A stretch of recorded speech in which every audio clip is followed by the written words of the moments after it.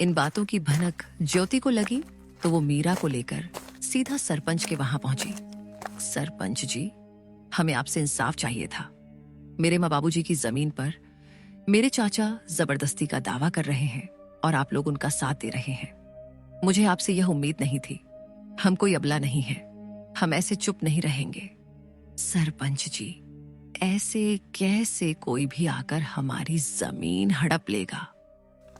थोड़े समय बाद धर्मपाल, विमला और कमल भी वहां पहुंच गए और वहां पर नाटक करने लगे। सरपंच जी, हम तो बस इनकी भलाई चाहते हैं। भाई की मौत के बाद हमने ही इन्हें पाला है। आप तो यह अच्छे से जानते हैं। और अब जब लड़कियां बड़ी हो गई तो हमें बदनाम कर रही हैं। जरा सोचिए, क्या यही इंसानियत है? ज्योति बेटी, तुम्हारे चाचा तो ठीक कह रहे हैं। तुम लोग तो एक ही परिवार के हो। परिवार के बीच यह झगड़ा क्यों? वैसे भी सरकारी कागजात के हिसाब से तुम्हारी जमीन में इनका भी हक है। ऐसे कैसे सरपंच जी? यह लोग हमारी मजबूरी को देखकर हमारा फायदा उठाने आए हैं। ये कोई परिवार नहीं है, ये बस जमीन के लालच में परिवार होने का दिखावा कर रहे हैं। ये सब बात चल ही रही थी कि तभी पटवारी भी वहां आ जाता है।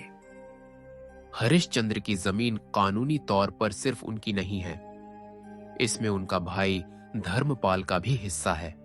ऐसे कैसे? तुम लोग तो बस कागजात के बारे में बोल रहे हो, लेकिन क्या सबूत है कि हमारी जमीन का चाचा जी भी हिस्सेदार है? हाँ, ज्योति बिटिया बात तो सही कह रही है।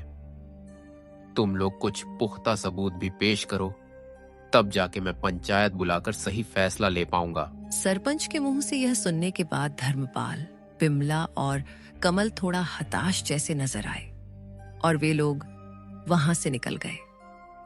अरे पटवारी, तुम किसका इंतजार कर रहे हो? तुमको नहीं जाना उनके पीछे पीछे? कितने पैसे खिलाए थे मेरे चाचा ने? ज्योति के ताना सुन के पटवारी शर्म से वहां से निकल जाता है। बिटिया, मुझे गलत मत समझना। मेरे आंखों के सामने जो आया मैंने उसे ही सच मान लिया। इस बार मैं अच्छे से जांच पड़ताल करके एक नतीजे में पहुंचूंगा। आगे से मैं धर्मपाल के बातों में नहीं आऊंगा। और वे लोग तुम दोनों की मजबूरी का फायदा उठाना चाहते हैं तो मैं तुम लोगों को न्याय और उन लोगों को कड़ी सजा दूंगा। सरपंच के मुंह से यह सुन के दोनों ने थोड़े राहत की सांस ली और थोड़ा शक, थोड़े खुशी के साथ घर लौटे। रात होते ही दोनों बहनें फिर से चारपाई में बैठ के बात करने लगते हैं। दीदी, आपको क्या लगता है कि हमारी जमीन हमारे पास रहेगी या फिर हमारे कपटी चाचा चाची को मिलेगी? हाँ मीरा, मैं भी वही सोच रही हूँ। उन लोगों का कोई भरोसा नहीं। वे लोग इतने लालची हैं कि हमारे साथ कुछ भी कर सकते हैं। माँ बाबूजी के जाने के बाद उन लोगों ने अपना असली रंग दिखना शुरू कर दिया है। यही सब चिंता में दोनों बहनों ने मुश्किल से अपनी रात काटी। गांव की हवाओं में हल्की सरसराहट थी। आसमान में बादल थे पर बारिश का कोई नाम ओ निशान नहीं। लेकिन ज्योति और मीरा के मन में बहुत कुछ उमड़ रहा था, जैसे भीतर कोई तूफान उठ रहा हो। घर का आंगन सूना था और बहनों के चेहरों पर चिंता की लकीरें साफ झलक रही थीं। दीदी, आज खेत चलें क्या? वो जो पिछली बार की सब्जियां बची थी, कहीं किसी जानवर ने नुकसान तो नहीं कर दिया होगा? कभी कभी किसी की गाय बकरी आ जाती है और पूरा नुकसान कर देती है। हाँ मीरा, चलो, खेत को देखने से मन भी हल्का हो जाता है। और बाकी बची हुई सब्जियां बेचने के लायक हो गई कि नहीं, साथ में देख लेंगे। लेकिन मुझे एक बात को लेके चिंता है।